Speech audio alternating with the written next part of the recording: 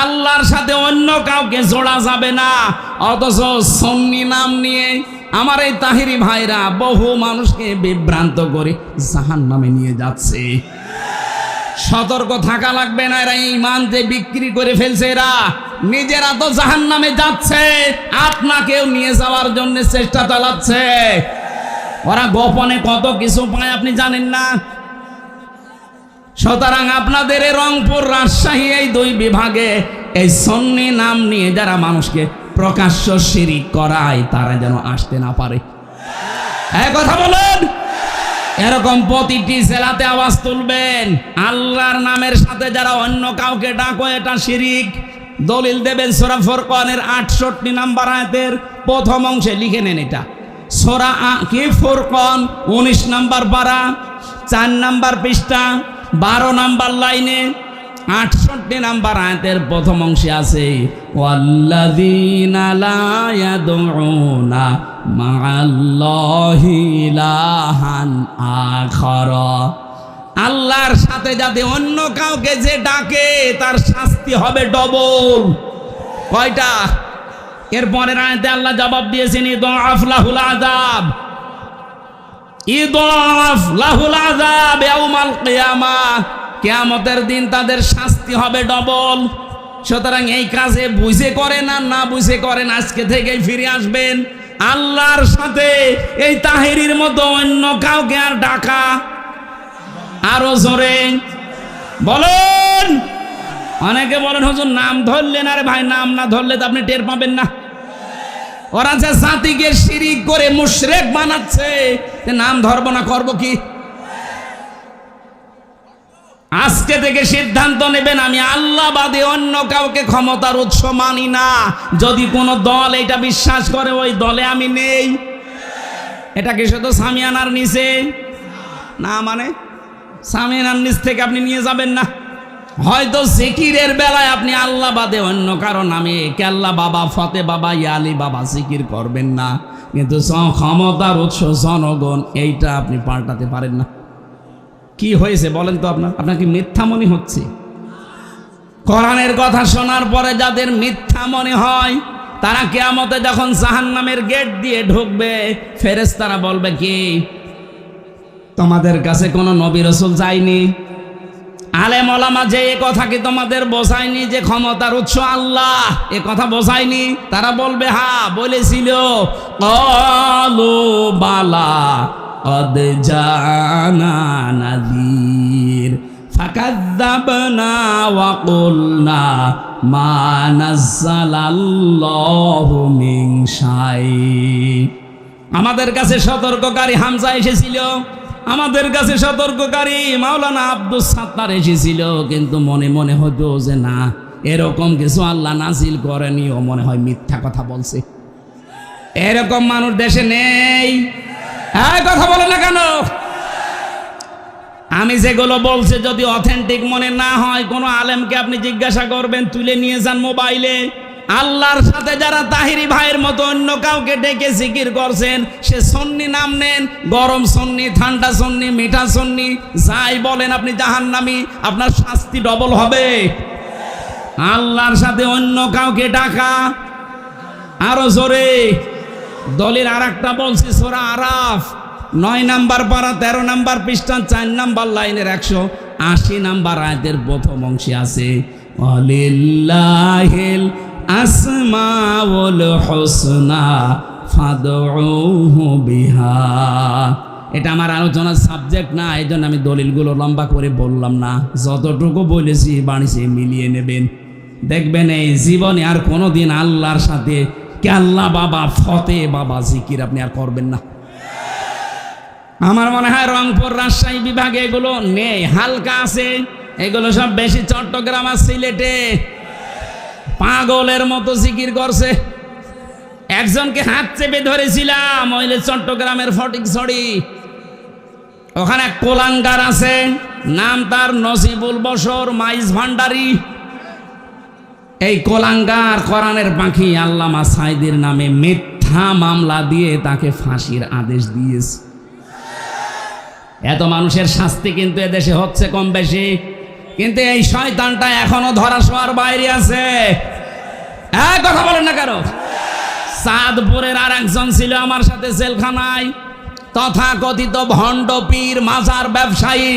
এই লোকটার এই নজিবুল বশর মিলে কোরআনের পাখির নামে মামলা দিয়েছিল, মিথ্যা মামলা। উনি যদি আজকে আমাদের ভেতরে বেঁচে থাকতেন, এই ডিমলাতে যদি কোরআনের পাখি আজকে জীবিত অবস্থায় আসতেন, এরকম মাঠ আমার মনে হয় 10টা লাগতো। এক একটা বিভাগে শুধু একবার করে যেতেন, দেশের অবস্থা পুরা চেহারা পাল্টিয়ে যেত। জালেমরা জেনে শুনে কায়দা করে ইনজেকশন দিয়ে মেরে ফেলেছে। এই কথা বলে না কেন? যাদের কারণে এই কাজ ঘটেছে, আমরা চাই এই দুই কুলাঙ্গারের ফাঁসি এই জমিনে হোক।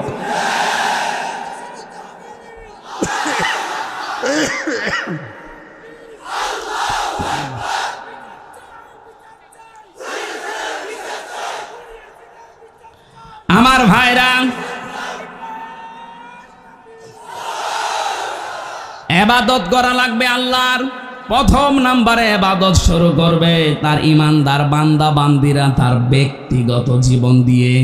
কোন জীবনে? প্রথম আয়াতের দলিল বলছে এবার সূরা মায়েদা 7 নম্বর পারা 4 নম্বর পৃষ্ঠার 4 নম্বর লাইনের 105 নম্বর আয়াতে আছে।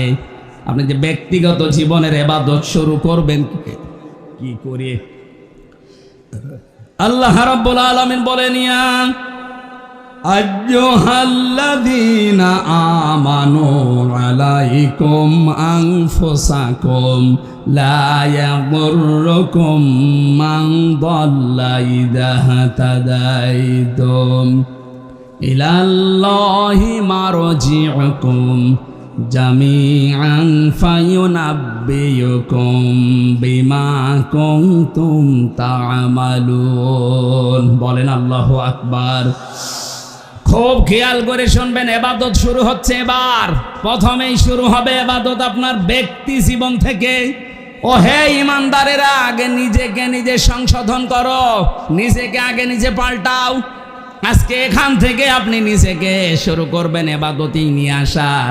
ইবাদত মানে শুধু বসে বসে হু হু করা না, আজ নিজেকে পাল্টাতে হবে।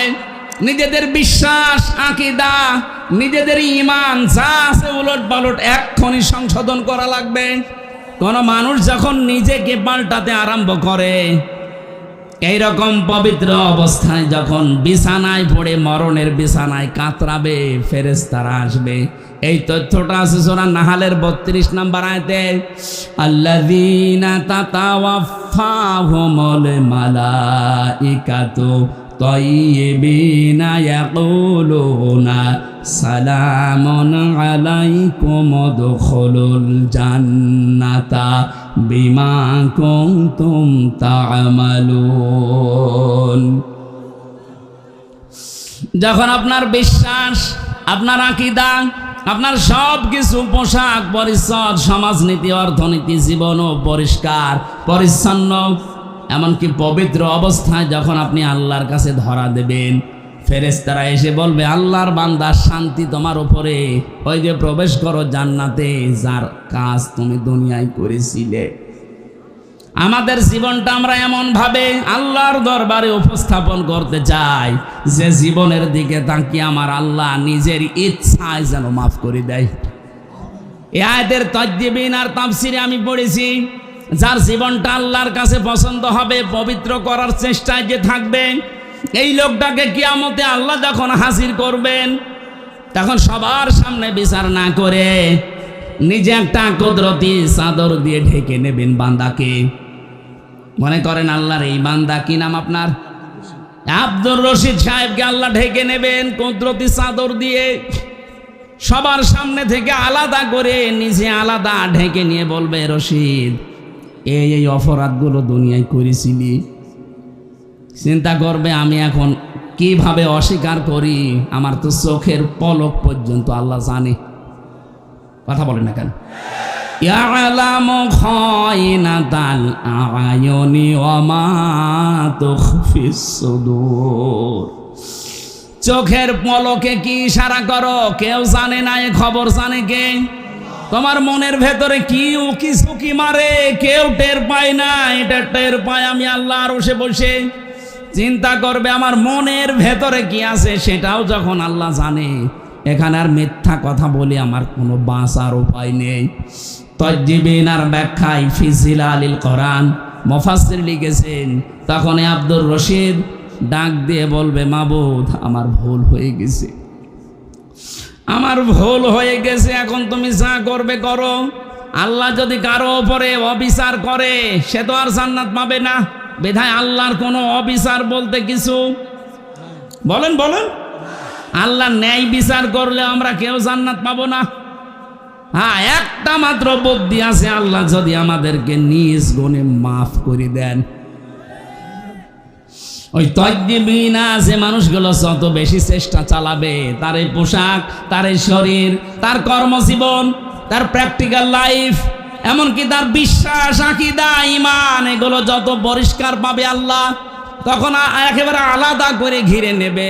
একা একা আল্লাহ নিজের সামনে বলবে, বল এই কাজগুলো করেছিলি। স্বীকৃতিটা নেওয়ার পরে যখন দেখবে এই অসহায়ত্ব আল্লাহর কাছে প্রকাশ করার পরে আল্লাহ বলবেন, যা আজকে তোরে আমি মাফ করে দিলাম, কাউকে বলবি না। এইরকম একটা কিছু যেন আল্লাহ আমাদের সবাইকে দান করেন, বলেন আমিন। আজকে নিজেকে সংশোধন কতটুকু করেছেন, কি আছে আল্লাহর কাছে দেখানোর মধ্যে আপনার বলেন তো? কবি জানিয়েছে, আল্লাহ কাসিরুন ইনদাল্লাহ বাইনাকা আনতা ওয়া বাইনাল্লাহ হাল্লাকা সাদাকাতুন তাখফা লা ইয়ালামুহা ইল্লাল্লাহ। ও আল্লাহর বান্দা, তোমার কি এমন গোপন কিছু আছে যেটা তুমি ছাড়া কেউ জানে না? এমন কোনো গোপন দান আছে, গোপন সাদাকা আছে, গোপনে কোনো ভালো কাজ দুনিয়ায় এমন কিছু করেছো যেটা তুমি ছাড়া আর কেউ জানে না? আমাদের জীবনে এরকম একটা লম্বা সেজদা আছে না? আপনি কি করলেন বলেন তো? আফসোস করা দরকার আপনার জীবন নিয়ে। আমি জেলখানায় দেখেছি এক একজন মানুষকে সেজদায় পড়ে থাকতে 40 মিনিট, 45 মিনিট, 1 ঘন্টা পড়ে আছে সেজদায়। তারা নিজেদের এই অপরাধের জন্য জেলখানায় বসে বসে কষ্ট পাচ্ছে, এই কারণে না, পেছনের দিকে তাকিয়ে ভেবেছে, আল্লাহ আমি কি করেছি? এতটুকু অপরাধে যদি আমি 3 বছর, 5 বছর, 10 বছর কারাগারে থাকতে পারি, দুনিয়াতে আমার এই 60 বছর, 50 বছরে কত কিছু করেছি, আমি তোমার কাছে যাওয়ার জন্য কি নিয়ে যাচ্ছি? এই অনুশোচনা বোধ থেকে দেখতাম রাত 2টা, 2:30টায় উঠে 2 রাকাত নামাজে 1.5-2 ঘন্টা কাটিয়ে দিত। ওই সময় একটা আলাদা মজা পাওয়া যেত, বাইরে এসে ওইটা এখন আর আমরা পাচ্ছি না। আমাদের নিজেদের জীবনকে এখনই সংশোধন করার সময় এসেছে। যে যেখানে আছি প্রত্যেকেই নিজের সম্পর্কে ভাবেন। আল্লাহ নিজে আপনাদেরকে আহ্বান জানাচ্ছে, আলাইকুম আনফুসাকুম, নিজেকে আগে সংশোধন করো, নিজের জীবন সম্পর্কে আগে একটা পরীক্ষা নাও। ও ইমানদারেরা, আমাল হায়াতুদ দুনিয়া ইল্লা মাতাউল গুরুর, পৃথিবীর জমিন ধোঁকা, আপনার সম্পদ আদি ধোঁকা, সন্তান আদি ধোঁকা, স্ত্রী ধোঁকা, মা বাবা ধোঁকা, ক্ষমতা এটাও ধোঁকা। আল্লাহ কেন এগুলো বারবার আমাদেরকে জানিয়েছেন? এখানে যত ধনী মানুষ আছেন না, 200 বছর পরে যদি আপনি এই ডিমলাতে ফিরে আসেন, 200 বছর মাত্র, কত? মাত্র 200 বছর পরে আপনি এই ডিমলায় যদি আবার ফিরে আসেন, আপনার যত আপন আত্মীয় স্বজন হোক, 200 বছর পরে আপনাকে আর পরিচয় দেবে না। এমনকি যে বাড়ি আপনি বানিয়েছিলেন, ওই বাড়িতেও আপনাকে উঠতে দেবে না। আমি কি বানিয়ে বলছি? এটাই বাস্তব। অথচ এই বাড়ি বানাতে গিয়ে আপনি হালাল হারাম দেখেননি। বাবা শাহজালাল সব হালাল, এইভাবে করে বাড়ি বানিয়েছেন। অনেকে শুনলাম এই নীলফামারী জেলাতে এখন থাই ক্যাসিনো আরম্ভ করেছে, নাকি এই ডিমলায় শুরু হয়নি? কি করবেন আপনার এই সম্পদ দিয়ে? থাই ক্যাসিনোর মাধ্যমে কোটি কোটি টাকা দিয়ে বাড়ি বানালেন, বানান। 50 বছর পরে তো আপনি মরে যাবেন। আর 100 বছর পরে যদি আপনি এ বাড়িতে এসে বলেন যে বাড়ি আমি বানিয়েছিলাম, আপনার নাতির নাতি যে থাকবে বলবে কিসের কথা বলেন আপনি, দূর হয়ে যান। থাকতে যদি চান ওই মসজিদে গিয়ে থাকেন। এই কথা বলছেন, পৃথিবীর জমিন এই, আর এইটার জন্য আমার নিজের জীবনের কোনো সংশোধন নেই। ওই জন্য আমাদের প্রত্যেকের উচিত চোখ বন্ধ হওয়ার পরে কি হবে এটা একটু চিন্তা ভাবনা করে নিজের জীবন সংশোধন করা। আল্লাহ আমাদের ইবাদতটা যেন ইনভলভ হওয়ার, অ্যাক্টিভ হওয়ার তৌফিক দেন, বলেন আমিন। দ্বিতীয় নম্বর, ইবাদত মানুষের শুরু হয় তার পারিবারিক জীবনে। আপনার স্ত্রী, আপনার সন্তান, মা বাবা, ভাই বোন এগুলো আপনার আন্ডারে আছে। নিজে তো জাহান্নাম থেকে বাঁচবেন, এদেরকেও বাঁচানোর চেষ্টা করবেন। প্রশ্ন ওখানে একটা, ইয়া আইয়ুহাল্লাযীনা আমানু ও আনফুসাকুম ওয়া আহলিকুম নার। হে ঈমানদারেরা, নিজেকে নিজে জাহান্নাম থেকে বাঁচাও, আর আহাল পরিবার যারা আছে তাদেরকে বাঁচানোর চেষ্টা করো। আপনি নিজেকে বাঁচাবেন, এইটা ফরজ। আর যারা আপনার আন্ডারে থাকবে, আপনার ছেলে মেয়ে, আপনার স্ত্রী পুত্র, আপনার ভাই বোন, মা বাবা, এদেরকে বাঁচানোর চেষ্টা করা ফরজ। বাঁচানো ফরজ না, চেষ্টা করেও যদি না বাঁচে আপনার দায় নেই, কিন্তু চেষ্টা করার এইটা আপনার জন্য ফরজ। আমি সহ যারা এখানে আছি, এই চেষ্টা করার কিছু মাধ্যম আছে। এদেশে যারা একামতে দিনের দায়িত্ব পালন করে তাদের কাছে একটা গঠনতন্ত্রের বই আছে, রিপোর্ট বই আছে।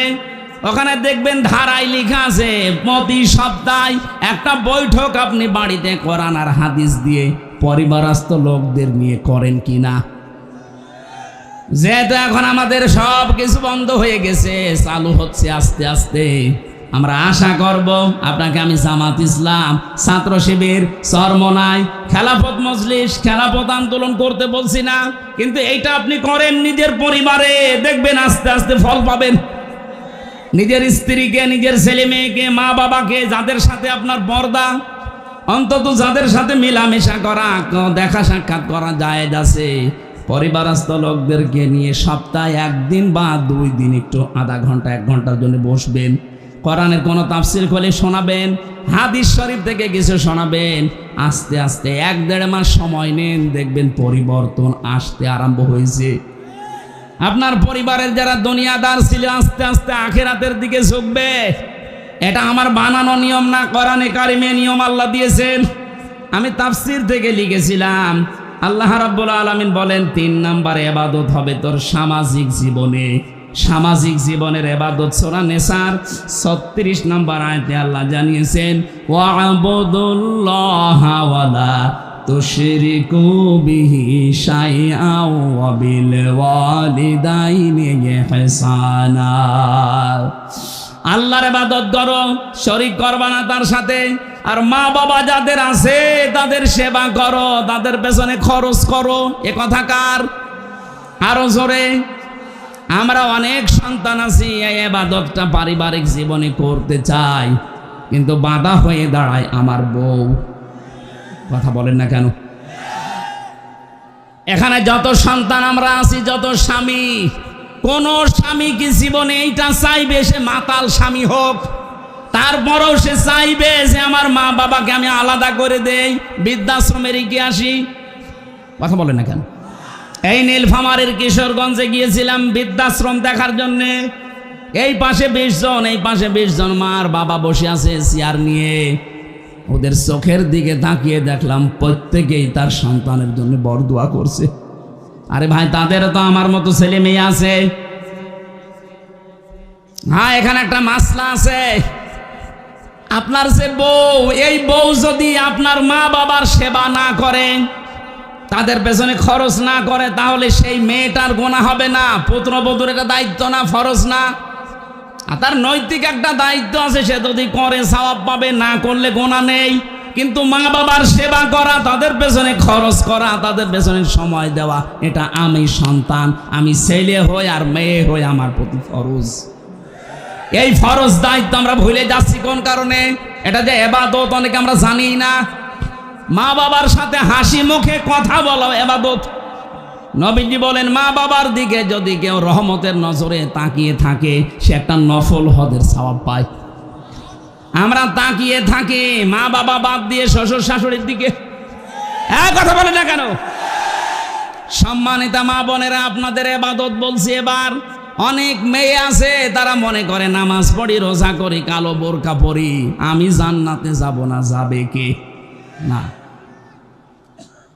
কোন স্বামী, যেমন আমি সবার পক্ষ নিয়ে বলছি, এখানে যত স্বামী আছে শুধু এই কয়জন না, এটা রেকর্ড হচ্ছে। 18.5 কোটি মানুষ বাংলাদেশে এখন। যত স্বামী, প্রত্যেকটা স্বামীর পক্ষ থেকে আমি হামজা বলছি, প্রতিটি স্বামী চায় বিয়ের পরে আমি খেয়ে থাকি না খেয়ে থাকি, আমার মা বাবা আমার সাথে থাকবে। এটা চাই কারা কারা দেখি হাত তোলেন তো। এই ক্যামেরা ওইদিকে মারো, মারো ক্যামেরা মারো, দেখো কার স্বামী হাত তুলিস। এই কথা বোঝা লাগবে। বসেন বসেন, এবার বসেন। সম্মানিতা মা বোনেরা, শুধু ওয়াজ শুনতে আসা না, এটাই আপনার জীবনের প্রথম ওয়াজ, আসল ওয়াজ, এইটাই শেষ ওয়াজ।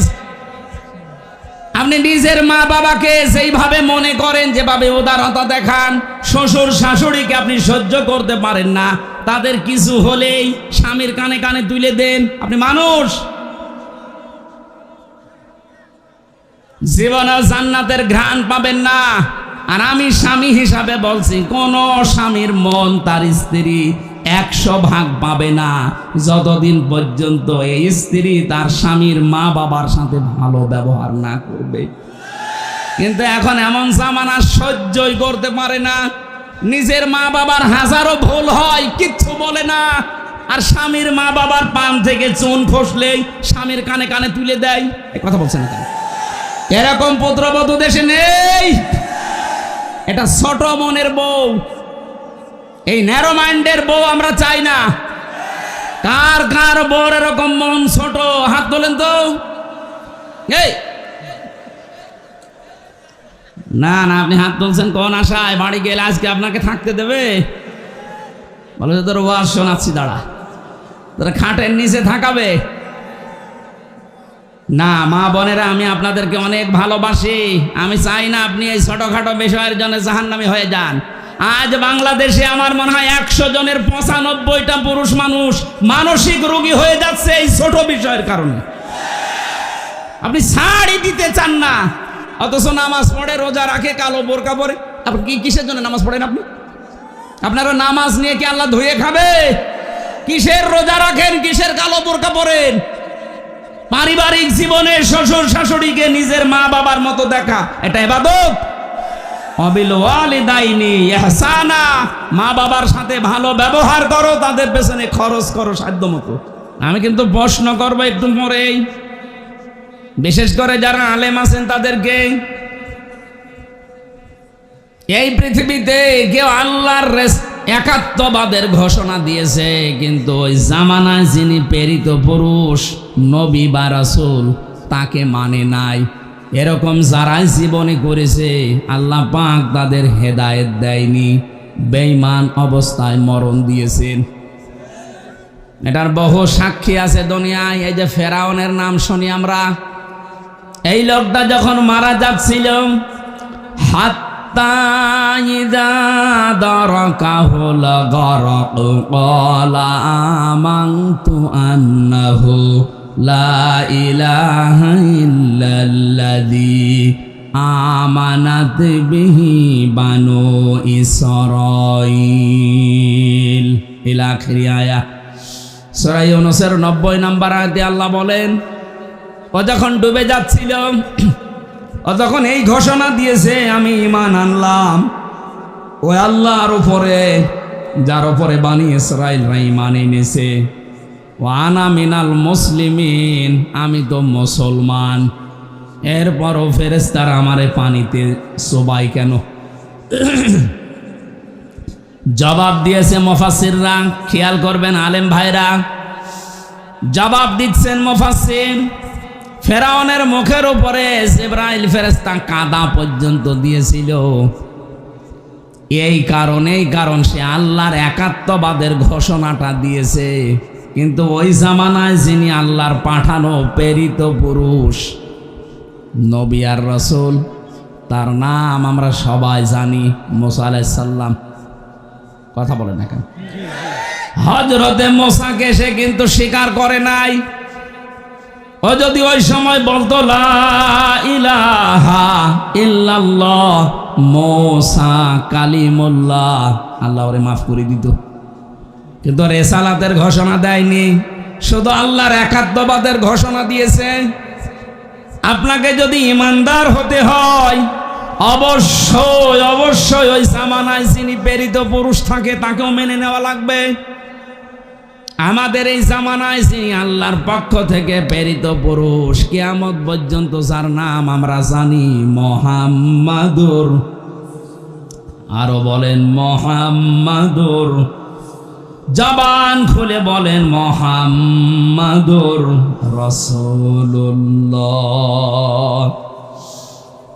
আমি কেন বললাম বাংলার সাথে মিলে যায়? এই বাংলাদেশে বহু মানুষ আমরা দেখতে পাচ্ছি, এদেরকে যদি জিজ্ঞাসা করেন ওরা বলবে আমরা কি নামাজ পড়ি না, রোজা রাখি না, হজ করে এসেছি, আমরা দান সাদকা করি।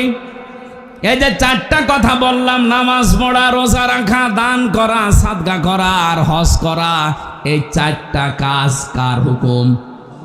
আরো জোরে বলেন।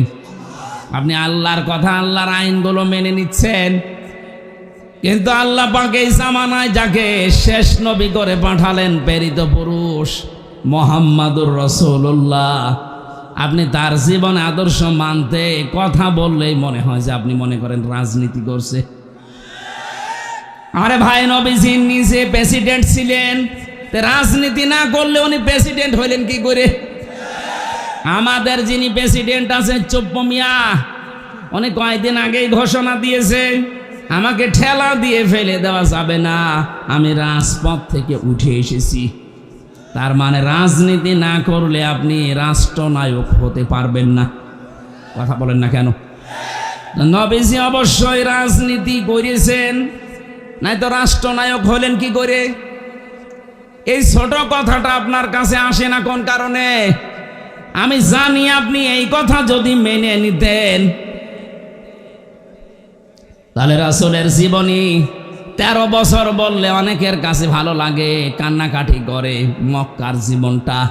কিন্তু যখনই তার কাছে মদিনার জীবন সম্পর্কে তথ্য দেওয়া হয়, ওই মানুষগুলো তখন হয় রাজনীতি মনে করে, নাই দুনিয়ার কাজ মনে করে চলে যায়।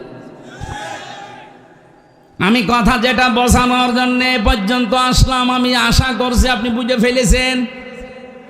আপনি আল্লাহর হুকুম মানেন, আমি দেখতে পাচ্ছি আপনি নামাজ পড়েন, রোজা রাখেন, হজ করে এসেছেন, দান সাদকাও করেন, মসজিদ মাদ্রাসার সভাপতি সেক্রেটারি বসে আছেন। কিন্তু যখনই রাসূলুল্লাহর জীবনী সম্পর্কে বলা হয় যে রাসূলকেও মানা লাগবে, শুধু 13 বছর না, পুরা 23 বছর। কথা বলেন না কেন? 40 থেকে 63, এই 23 বছরের পুরা জীবনী আপনাকে মানা লাগবে। নামাজের মতো এই 23 বছর মেনে নেওয়া ফরজ। বলেন, যদি একটা সেকেন্ড আপনি বলেন না এটা আমি মানি না, আপনি বেঈমান। কারণ আপনিও হযরতে মুসা আলাইহিস সালামকে অস্বীকার করছেন, মুহাম্মদুর রাসূলুল্লাহকেও অস্বীকার করছেন। আমি আশা করি আপনি কথা বুঝেছেন। যে মানুষগুলো আজ আল্লাহ একজন আছে এই কথা বলে, কিন্তু তার প্রেরিত পুরুষকে মানে না, তার আদর্শের কথা বলতে গেলেই রাজনীতি মনে করে চলে যায়, তার মরণ হবে ফেরাউনের মতো। এবার যান, কোথায় যাবেন নিয়ে যান। এ মাহফিল হয়ে গেছে, যা বললাম বোঝার মতো শক্তি থাকে আপনার, এ মাহফিল হয়ে গেছে। আজ বাংলায় বহু মানুষ এই চরিত্রের আমরা দেখতে পাচ্ছি, আল্লাহর কথা বললে মেনে নেয়, কিন্তু রাসূলুল্লাহর জীবন চরিত্র বললেই ওর কাছে রাজনীতি মনে হয়। কসম করে বলছি, আপনার মরণ হবে ফেরাউনের মতো। আপনিও কি ফেরাউনের মতো সটকি হয়ে থাকতে চান? বলেন। আল্লাহ পাক ওকে ডাক দিয়েছিলেন আল আন, এখন أقد عصيت قبل وكنت من المفسدين। এখন তুমি আমার কাছে ঈমানের স্বীকৃতি দাও, অথচ এর আগে তুমি বড় সন্ত্রাসী ছিলে, ফ্যাসিস্ট ছিলে। মুফসিদিন মানে ফাসাদ সৃষ্টিকারী, সন্ত্রাসী, ফ্যাসিবাদী। এই 15.5 বছরে যেটা দেখলাম, এরাও যদি ঈমান আনতে চায় আমার মনে হয় আল্লাহ ঠিক এই কথাটাই শোনাবে। এখন তোর জন্য 14.5 বছর অনেকে আয়না ঘরে ছিল, তোর কারণে আমির হামজা 3 বছর বিনা কারণে ফাঁসির কন্ডেম সেলে ছিল। এ কথা আল্লাহ বলতে পারে না? আপনাকে রাগ হয়ে গেল? আমি ভুক্তভোগী এই কারণে বললাম। আমি যখন নিজে দেখেছি ওই মাটির নিচে এত বড় বড় নখ হয়ে গেছে এক একজনের, চুল দাড়ি গপ মনে হচ্ছে জঙ্গল থেকে বেরিয়ে আসতেছে। রাতের বেলা যখন নিয়ে আমাকে ঘরের ভেতরে নিয়ে যেত, রাত 11টা, 11:30, 12টার সময় নিয়ে যেত কারারক্ষী যারা দায়িত্বে আছে ওখানে, জিজ্ঞাসা করতাম ভাই কয়টা বাজে, কারণ আমরা জানতাম না যে এটা কোন মাস কোন বছর। এমনও মানুষ ওখানে আছে 14 বছর পড়ে আছে। আপনি ভাবতে পারেন একটা কবরের মতো জায়গায় জিন্দা মানুষ 8 বছর 10 বছর 14 বছর পরে বেরিয়ে আসতেছে। ও জানে না যে এখন কোন বছর চলছে, ও জানে না কোন মাস চলছে, তাও জানে না কোন বছর চলছে, ওর জানা নেই কয়টা বাজে কি বার আজকে, কিচ্ছু জানে না। এমন একটা জায়গায় আপনি 5 দিন যদি থাকতে পারেন আপনাকে আমি পুরস্কার দেব। অথচ 14 বছর একটা মানুষ, এত বড় বড় আঙ্গুল নখ হয়ে গেছে, ওরা দেওয়ালের সাথে খুশিয়ে খুশিয়ে লিখত যে ভাই যদি বাইরে যেতে পারেন এই নাম্বারটায় জানাবেন যে আমি বেঁচে আছি।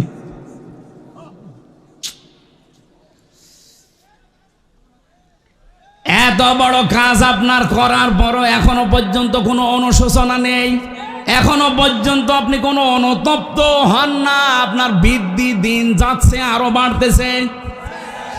নিজে নিজে মোবাইল রেকর্ড করে উল্টা পাল্টা কলগুলো মানুষের কাছে ছড়িয়ে আরো বিশৃঙ্খলা তৈরি করছেন।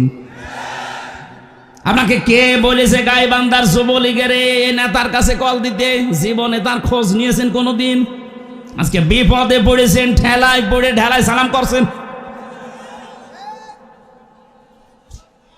আপনার এই কলগুলো আমার মনে হয় যিনি দায়িত্বে আছে বাংলাদেশের উপদেষ্টায়, প্রধান উপদেষ্টার উচিত যারা এদেশে বিশৃঙ্খলা তৈরি করতে চায়, সন্ত্রাসী কর্মকাণ্ড উস্কে দিতে চায়, তাদের ওইগুলো যেন বন্ধ করা হয়। এই কলগুলো কোনো দরকার নেই, কারণ দেশের যার দ্বারা উপকার হয় না তার দরকার কি? এদেশ থেকে আমরা যাদেরকেই বাইরে পাঠাই, মাসে মাসে তারা রেমিটেন্স পাঠায়, টাকা পাঠায়। আপনি আজ 3 মাস গেছেন, 1 টাকাও পাঠাননি। 1 টাকাও দিয়েছে? 1টা টাকাও দেয়নি। কি করছেন আপনি ওখানে? অন্তত যা আছে বিক্রি করে টাকাগুলো পাঠাতে পারেন না? আমার চাচা আছে, আমার দাদা আছে সৌদি আরবে, প্রতি মাসে মাসে তারা দেশের জন্য টাকা পাঠায়, রেমিটেন্স যোদ্ধা বলা হয় তাদেরকে। এমনকি অন্তর্বর্তীকালীন সরকারের প্রধান উপদেষ্টা সহ যারা আছে তারা এখন এই রেমিটেন্স যোদ্ধাদের জন্য বিমানবন্দরে আলাদা ফ্যাসিলিটি দিচ্ছে। তা আপনি কোন কারণে 3 মাস বসে আছেন, 4 আনাও পাঠান না? কি হবে আপনারা দিয়ে? আমি আশা করব সেই কয়দিন আছেন 3 মাসের হিসাব করে প্রতি মাসে অন্তত 20,000 করেও টাকা পাঠান। 1টা টাকাও পাঠান না। আন্দাজে শুধু দেশে কি করে আরো গন্ডগোল তৈরি করা যায়, বিশৃঙ্খলা তৈরি করা যায়। এভাবে যদি চলতে থাকেন আপনার মরণ হবে ফেরাউনের মতো। ওকে আল্লাহ যেমন বলেছিল আন, এখন তোর কারণে হাজারো বান্দা বান্দি দুনিয়ায় আসতে পারে নাই। 70,000 বনি ইসরাইলের শিশুদেরকে তুই হত্যা করেছিস।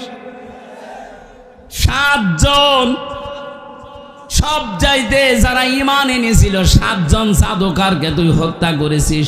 শুধু হত্যা না, মেরে ফেলার আগে হাত পা বিকলাঙ্গ করে বিপরীত দিক থেকে কেটে দিয়েছিস। আমি হিসাব করলাম সূরা শুআরার এই তাফসীরে আয়াতটা পড়ার পর কোরআনে কারিমে আল্লাহ লামে তাকিদ দিয়েছেন, যারা ঈমান এনেছিল মুসা নবীর প্রতি ওই জাদুকরদের ভেতরে 7 জনকে সে অঙ্গ কেটে দিয়েছিল বিপরীত দিক থেকে, এক হাত আর এক পা। এই কথা বলছেন এখন যারা আলেম আছে এনারা তো জানবে, 7 জন মানুষকে তার অঙ্গ হানি করার কারণে ফেরাউন আজ ইতিহাস হয়ে আছে। অথচ এই লেডি ফেরাউন, এর কারণে 2227 জন এই হাত কেটে ফেলা লেগেছে, পা কেটে ফেলা লেগেছে। কারণ এমন ভাবে গুলি করেছে, গুলি বের করার জন্য পা কেটে ফেলা লাগবে। 7 জনকে বিকলাঙ্গ করার কারণে যদি ফেরাউন ইতিহাস হয়ে থাকে, 2227 জন মানুষের হাত পা চোখ এমনকি অন্ডকোষ পর্যন্ত উড়ে গেছে। এ কত বড় ফেরাউন! এরে যদি আল্লাহ হেদায়েত দেয়, আমার মনে হয় ফেরাউনকেও হেদায়েত দেওয়ার দরকার ছিল। কারণ সেও এরকম আয়না ঘর বানায়নি। এই কথা বলেন না কেন? তার শাস্তির কথা আমরা পড়েছি হাদিসে কোরআনে, কিন্তু আয়না ঘরের কথা পড়িনি। দেখি ইতিহাস বানিয়ে গেলেন আপনি। হয়তো আপনি আর 5-7 বছর 10 বছর পরে মরে যাবেন, কিন্তু কিয়ামত পর্যন্ত আপনার নামটা মানুষ নিলেই ফেরাউনের মতো হামানের মতো ঘৃণা করে নেবে।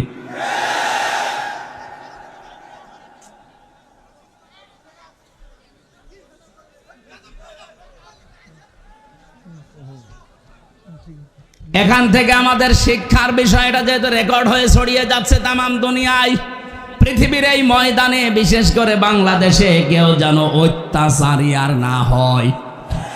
সামনে যারা আসবে তারা যদি চেয়ারে বসে আবার ওদের মতো অত্যাচার করে, এ বাংলার জনগণ তাদেরকে এরকম জুতা পিটা করে বিদায় দেবে। সামনে এরকম পরিবেশ যদি আসে, জুতা পিটা করতে রাজি আছেন তো? কারা আছেন দেখি? লিল্লাহে তাকবীর। আলহামদুলিল্লাহ ভাই।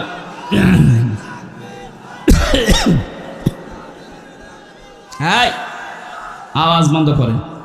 কথা অনেক গুরুত্বপূর্ণ কথা আছে সামনে।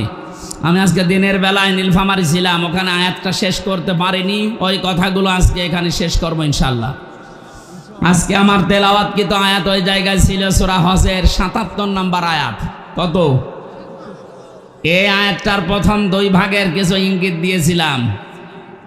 অরকাউ অসজুদু, রুকু করো সেজদা দাও। 3 নাম্বার শব্দটা ওখানে বলতে পারি নাই। আল্লাহ রাব্বুল আলামিন ঈমানদারকে ডাক দিয়ে জানিয়েছেন, ওয়া'বুদু রাব্বাকুম ওয়াফআলুল খায়রা লাআল্লাকুম তুফলিহুন। হে পৃথিবীর ঈমানদারেরা, আমরা ঈমানদার না বেঈমান? আরো জোরে বলেন তো। কোন বেঈমান আছেন? দেখেন আপনি আছেন নাকি? না, আমি বলছি দেখেন, একটা থার্মোমিটার আছে ঈমান মাপার। নবীজি বলেন, ইদা সাররাতকা হাসানাতুকা ওয়া সাআতকা সাজ্জিআতুকা ফাআনতা মুমিন। সাহাবী প্রশ্ন করলেন, হে নবী, আমার যে ঈমান আছে আমি কিভাবে এটা বুঝবো? নবীজি বললেন, যখন তোমার ভালো কাজগুলো তোমাকে আনন্দ দেবে আর অন্যায় কাজ করলে তোমার মন থেকে একটা বাধা আসবে, তখন বুঝবে তোমার ঈমান আছে। বাংলাদেশে আপনি তাকান তো, এখন নাই যে পরিবেশ আছে, এর আগের যে অবস্থা, ভালো কাজ সবার কাছে ভালো লাগতো? বলেন। এই যে তাফসীর মাহফিলে কত মানুষ এসে কোরআনে কারিমের গাইডলাইন পায়, এটা ভালো কাজ না মন্দ কাজ? এই ভালো কাজটাও যাদের কাছে ভালো লাগে নাই, যারা 144 ধারা পর্যন্ত জারি করেছে, এদের ঈমান থাকে কি করে? এদের তো ভালো কাজ ভালো লাগে নাই। অন্যায় কাজ দেখলেও তাদের কাছে অন্যায় মনে হয়নি। 2006 সালে 28শে অক্টোবর লগি বৈঠার তাণ্ডবে জসিম ভাইয়ের মতো জীবিত মানুষকে যারা রাজপথে পিটিয়ে মারার পরে লাশের উপরে ড্যান্স দিয়েছে, এটা যে কত বড় ঘৃণিত কাজ। পৃথিবীর ইতিহাস পাল্টিয়ে ফেলেছেন আপনি। পৃথিবীর বহু ইতিহাস আমি পড়েছি, কিন্তু এই ইতিহাস আমি পড়িনি, পাইওনি, কারো কাছে শুনিওনি যে মানুষ হত্যা করার পরে তার লাশের উপরে ড্যান্স দেওয়া যায়। অথচ আপনারা এটা করে দুনিয়াকে দেখিয়েছেন। কথা বলেন ঠিক কিনা? এত বড় নৃশংস কাজ আপনার কাছে কোনো আঘাতও লাগে না আপনার অন্তরে। আপনার অন্তরে যে একটা ধাক্কা লাগবে তাও লাগে না, আপনি আরো আনন্দে করেছেন। আপনি যাই বলেন না কেন, আপনার কিন্তু ঈমান নেই। এখন আপনাকে ঈমান আনা লাগবে। এই জন্য ঈমান যাদের আছে আর যাদের নেই, আমি কিন্তু থার্মোমিটার দিলাম, আপনি মাপজোপ করেন। আল্লাহ এরকম ইমানদার যারা ভালো কাজ দেখলে আনন্দ লাগে, অন্যায় দেখলেই তাদের বাধা দেয়, মন থেকে কষ্ট লাগে। নবীজি বলেন ফাংতা মুমিন, তখন তুমি বুঝবে তোমার ঈমান আছে। এরকম ঈমানদারকে ডাক দিয়ে আল্লাহ এখানে 4টা কথা জানিয়েছেন। রুকু করো, সেজদা করো, আমি আল্লাহর ইবাদত করো, আর ভালো ভালো কাজের আঞ্জাম দাও, আশা করা যায় তোমরা সফল হবে। এটা বাংলা অর্থ ছিল। এবার আমরা ব্যাখ্যায় যাচ্ছি। যেহেতু প্রথম 2টা আমি বলেছি, ওখানে ওটা রিপিট করতে চাই না। 3 নাম্বার, ওয়াবুদু রাব্বাকুম, তোমরা ইবাদত করো তোমাদের রবের। কার? আরো জোরে বলেন। শব্দটাই ইবাদত। ইবাদত ব্যাপক অর্থবোধক একটা শব্দ। এটা শুরু হয় মানুষের জীবনে নিজের কাছ থেকেই। আমি পড়া কোরআন শরীফ এই যে সামারাইজ করে করে করে করে 9টা ইবাদত মিলিয়েছি আমাদের পুরা জীবনে। যদি ইবাদতগুলো আমাদের পুরা জীবনে আমরা সেট করতে পারি, এর পরের শব্দটা যাওয়ার সময় দেখবেন একটা আলাদা অনির্বচন সুখ আপনি পাবেন। দেখেন শব্দের দিকে খেয়াল করেন। আল্লাহ রাব্বুল আলামিন বলেন তোমাদের ইবাদত করা লাগবে তোমাদের রবের। কেন? ইয়া আইয়ুহান নাসু উবুদু রাব্বাকুমুল্লাযী খালাকাকুম ওয়াল্লাযীনা মিন ক্বাবলিকুম লাআল্লাকুম তাত্তাকুন। হে মানব মণ্ডলী, তোমরা ইবাদত করো ওই রবের যিনি তোমাদেরকে বানিয়েছেন। আমাদেরকে বানিয়েছেন কে? এই পৃথিবীতে এখন 4,500 ধর্মের লোক আছে। যে যেই ধর্ম মেনে চলে সে ওই ধর্মের একজন দেবতাকে অবশ্যই মানে না। আপনি হিন্দুদেরকে বলেন, ওরা বলবে না যে আল্লাহ আমাকে বানিয়েছে। হ্যাঁ, ওরা বলবে ওদের যে দেবতা আছে 33 কোটি, এর ভেতরে 12 মাসে ওরা 13 পূজা করে। ওই সমস্ত দেবতাদেরকে ওরা সৃষ্টিকর্তা মনে করে। কিন্তু আমরা যারা ঈমান আমাদের আছে, আমরা মুসলিম, আমরা বিশ্বাস করি আমাদেরকে বানিয়েছে। আরো জোরে বলেন। এদেশে একজন পাগল ছিল, আমি নাম নিলাম না। ও বলতো না মানুষ হিসাবে আল্লাহ আমাদেরকে বানিয়েছেন, এটা আমরা মানি না। আমরা এসেছি বানরের কাছ থেকে। আমাদের পূর্বপুরুষকে বানর বলেন নাউজুবিল্লাহ। এই দেশের মানুষকে এই শিক্ষায় শিক্ষিত করার জন্যে শিক্ষা ব্যবস্থায় পর্যন্ত এইটা দেওয়ার চেষ্টায় ছিল।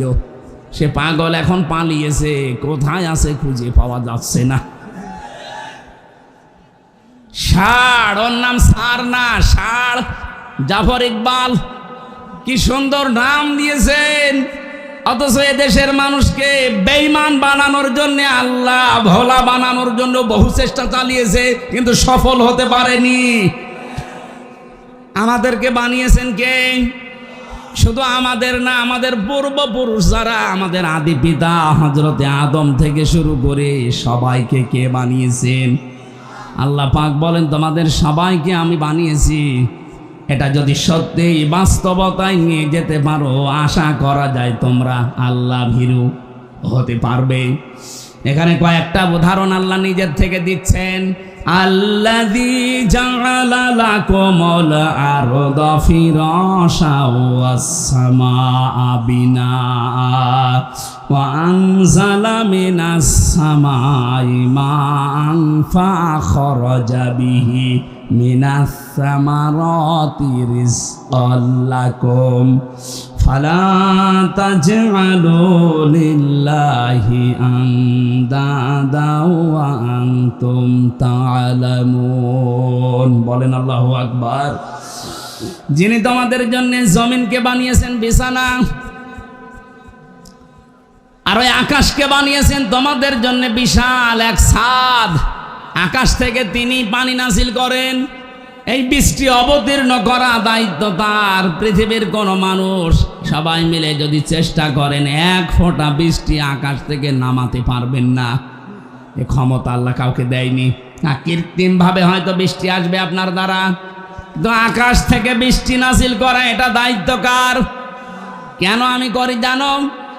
আনজালা মিনাস সামাই মা'আন ফাখরাজা বিহি মিনাস সামারাতি রিজকাল লাকুম। তোমাদেরকে খাওয়ানোর জন্য যে রিজিক লাগবে, আকাশ থেকে বৃষ্টি নাযিল করার পরে জমিনে আমি আল্লাহ ফসল তৈরি করি। এত কিছু তোমাদের চোখের সামনেই দেখো। ফালা তাজআলু লিল্লাহি আনদাদা, কখনো আমি আল্লাহর সাথে অন্য কাউকে শরীক বানিও না। কে বলছেন? আয়াতটা পড়ার পরে আমি বাংলাদেশের সাথে একটা জিনিস এখনো মিলিয়েছি। আমি আসার সময় মিলাচ্ছিলাম। আল্লাহ পাক এতগুলো সৃষ্টির কথা বলতে বলতে আমাদেরকে দিয়েছেন, এ কথা বলতে বলতে বললেন আমার সাথে শরীক করবা না।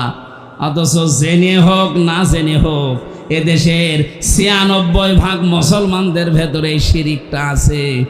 অনেকেই এখনো পর্যন্ত বলছে ক্ষমতার উৎস জনগণ। এটা আল্লাহর সাথে অংশীদার স্থাপন করার নামান্তর। এক কথা বলেন না কেন? ক্ষমতার উৎসকে যারা এই কথা মানেন না, বিশ্বাস করেন না, যে মানুষগুলো বিশ্বাস করেন না ক্ষমতার উৎস আল্লাহ, তারা কিন্তু আল্লাহর সাথে শিরিক করছেন। আল্লাহর সাথে যারা শিরিক করে তারা হচ্ছে মুশরিক। এই কথা বলেন না কেন? জাতিকে আজ আবহমান কাল থেকে এই দেশে মুশরিক বানানোর জন্য সূক্ষ্ম সূক্ষ্ম কিছু ষড়যন্ত্র আছে, এখনো চলছে। এটা থেকে আমরা এই জাতিকে মুক্ত করতে চাই। আজকে থেকে যাদের এই ছোটখাটো বিশ্বাসী আছে, ক্ষমতার উৎস জনগণ, এক্ষুনি পাল্টাবেন, এক্ষুনি বিশ্বাস পাল্টান। এই বিশ্বাস নিয়ে আজকে বাড়ি যাওয়া লাগবে ক্ষমতার উৎসকে। আনতুম তা'লামুন। আরে বেটারা, তোরা তো জানিস যে আমি সবকিছুর উপরে, এরপরও আমার সাথে অন্য কাউকে অংশীদার করিস কোন কারণে? ফালা তাজআলু লিল্লাহি আনদাদা, আমার সাথে অন্য কাউকে জড়বি না। এমনকি আরো কিছু শিরিক এই দেশে আছে, যারা আল্লাহর নামের সাথে অন্য কাউকে ডাকেন, এইটাও শিরিক। ওয়াদারুল্লাযীনা ইলহাদুনা ফি আসমাই, আল্লাহর নামকে তোমরা ইলহাদ করবা না, উল্টা পাল্টা করে ডাকবা না, পরিবর্ধন করে দিবা না। বাংলাদেশে বহু জেলাতে এখন এই জিকির হয়, আল্লাহ আল্লাহ আল্লাহ জিকির করার পরে ইয়া আলী বাবা, শাহ আলী বাবা, কেবলা বাবা, কেল্লা বাবা, ফতে বাবা, এগুলো চলছে না। এগুলো যে প্রকাশ্য শিরিক, আল্লাহর সাথে অন্য কাউকে জোড়া যাবে না। অথচ সুন্নি নাম নিয়ে আমার এই তাহিরি ভাইরা বহু মানুষকে বিভ্রান্ত করে জাহান্নামে নিয়ে যাচ্ছে। সতর্ক থাকা লাগবে না। এরা ঈমান যে বিক্রি করে ফেলছে, এরা নিজেরা তো জাহান্নামে যাচ্ছে, আপনাকেও নিয়ে যাওয়ার জন্য চেষ্টা চালাচ্ছে। ওরা গোপনে কত কিছু পায় আপনি জানেন না। সুতরাং আপনাদের এই রংপুর, রাজশাহী এই দুই বিভাগে এই সুন্নি নাম নিয়ে যারা মানুষকে প্রকাশ্য শিরিক করায়, তারা যেন আসতে না পারে। এক কথা বলেন। এরকম প্রতিটি জেলাতে আওয়াজ তুলবেন, আল্লাহর নামের সাথে যারা অন্য কাউকে ডাকো, এটা শিরিক। দলিল দেবেন সূরা ফুরকানের ৬৮ নম্বর আয়াতের প্রথম অংশে লিখে নেন। এটা সূরা কি ফুরকান 19 নম্বর পারা 4 নম্বর পৃষ্ঠা 12 নম্বর লাইনে 68 নম্বর আয়াতের প্রথম অংশে আছে ওয়াল্লাযীনা লা ইয়াদউনা মা'আল্লাহি ইলাহান আখারা, আল্লাহর সাথে যাতে অন্য কাউকে যে ডাকে তার শাস্তি হবে ডবল। কয়টা? এরপরের আয়াতে আল্লাহ জবাব দিয়েছেন ইদাফ লাহুল আযাব, ইদাফ লাহুল আযাব ইয়াউমাল কিয়ামাহ, কিয়ামতের দিন তাদের শাস্তি হবে ডবল। সুতরাং এই কাজে বুঝে করেন আর না বুঝে করেন, আজকে থেকেই ফিরে আসবেন আল্লাহর সাথে এই তাহেরির মতো অন্য কাউকে আর ডাকা। আরো জোরে বলেন। অনেকে বলেন হুজুর নাম ধরলেন, আরে ভাই নাম না ধরলে তো আপনি টের পাবেন না। ওরা যে জাতিকে শিরিক করে মুশরিক বানাচ্ছে, নাম ধরবো না করব কি? আজকে থেকে সিদ্ধান্ত নেবেন আমি আল্লাহ বাদে অন্য কাউকে ক্ষমতার উৎস মানি না। যদি কোনো দল এটা বিশ্বাস করে ওই দলে আমি নেই। এটা কি শুধু সামিয়ানার নিচে না, মানে সামিয়ানার নিচ থেকে আপনি নিয়ে যাবেন না। হয়তো জিকিরের বেলায় আপনি আল্লাহ বাদে অন্য কারো নামে কেল্লা বাবা, ফতে বাবা, ইয়ালি বাবা জিকির করবেন না, কিন্তু ক্ষমতার উৎস জনগণ এইটা আপনি পাল্টাতে পারেন না। কি হয়েছে বলেন তো? আপনার কি মিথ্যা মনে হচ্ছে? কোরআনের কথা শোনার পরে যাদের মিথ্যা মনে হয় তারা কিয়ামতে যখন জাহান্নামের গেট দিয়ে ঢুকবে, ফেরেশতারা বলবে কি তোমাদের কাছে কোনো নবী রাসূল যায়নি? আলেম ওলামা যে এ কথা কি তোমাদের বোঝায়নি যে ক্ষমতার উৎস আল্লাহ? এ কথা বোঝায়নি? তারা বলবে হ্যাঁ বলেছিল। ক্বালু বালা قد جاءنا نذير فكذبنا وقلنا ما نزل الله من شيء। আমাদের কাছে সতর্ককারী হামজা এসেছিল, আমাদের কাছে সতর্ককারী মাওলানা আব্দুস সাত্তার এসেছিল, কিন্তু মনে মনে হতো যে না এরকম কিছু আল্লাহ নাজিল করেনি, ও মনে হয় মিথ্যা কথা বলছে। এরকম মানুষ দেশে নেই। কথা বলে না কেন? আমি যেগুলো বলছি যদি অথেন্টিক মনে না হয়, কোনো আলেমকে আপনি জিজ্ঞাসা করবেন, তুলে নিয়ে যান মোবাইলে। আল্লাহর সাথে যারা তাহিরি ভাইয়ের মতো অন্য কাউকে ডেকে জিকির করছেন, সে সুন্নি নাম নেন, গরম সুন্নি, ঠান্ডা সুন্নি, মিঠা সুন্নি, যাই বলেন আপনি জাহান্নামী, আপনার শাস্তি ডবল হবে। আল্লাহর সাথে অন্য কাউকে ডাকা। আরো জোরে দলের আর একটা বলছি, সূরা আরাফ 9 নম্বর পারা 13 নম্বর পৃষ্ঠা 4 নম্বর লাইনের 180 নম্বর আয়াতের প্রথম অংশে আছে ওয়ালিল্লাহিল আসমাউল হুসনা ফাদউহু বিহা। এটা আমার আলোচনার সাবজেক্ট না, এই জন্য আমি দলিলগুলো লম্বা করে বললাম না। যতটুকু বলেছি বাণীতে মিলিয়ে নেবেন, দেখবেন এই জীবনে আর কোনোদিন আল্লাহর সাথে আল্লাহ বাবা, ফতে বাবা জিকির আপনি আর করবেন না। আমার মনে হয় রংপুর, রাজশাহী বিভাগে এগুলো নেই, হালকা আছে। এগুলো সব বেশি চট্টগ্রাম আর সিলেটে পাগলের মতো জিকির করছে। একজনকে হাত চেপে ধরেছিলাম ওইলে চট্টগ্রামের ফটিকছড়ি, ওখানে এক কোলাঙ্গার আছে, নাম তার নসিবুল বশর মাইজ ভান্ডারী। এই কোলাঙ্গার কোরআনের পাখি আল্লামা সাইদির নামে মিথ্যা মামলা দিয়ে তাকে ফাঁসির আদেশ দিয়েছে। এত মানুষের শাস্তি কিন্তু এদেশে হচ্ছে কম বেশি, কিন্তু এই শয়তানটা এখনো ধরাছোঁয়ার বাইরে আছে। কথা বলেন না কেন? চাঁদপুরের আর একজন ছিল আমার সাথে জেলখানায়, তথাকথিত ভণ্ড পীর মাজার ব্যবসায়ী। এই লোকটার এই নসিবুল বশর মিলে কোরআনের পাখির নামে মামলা দিয়েছিল, মিথ্যা মামলা। উনি যদি আজকে আমাদের ভেতরে বেঁচে থাকতেন, এই ডিমলাতে যদি কোরআনের পাখি আজকে জীবিত অবস্থায় আসতেন, এরকম মাঠ আমার মনে হয় 10টা লাগতো। এক একটা বিভাগে শুধু একবার করে যেতেন, দেশের অবস্থা পুরা চেহারা পাল্টিয়ে যেত। জালেমরা জেনে শুনে কায়দা করে ইনজেকশন দিয়ে মেরে ফেলেছে। এই কথা বলে না কেন? যাদের কারণে এই কাজ ঘটেছে, আমরা চাই এই দুই কোলাঙ্গারের ফাঁসি এই জমিনে হোক। আমার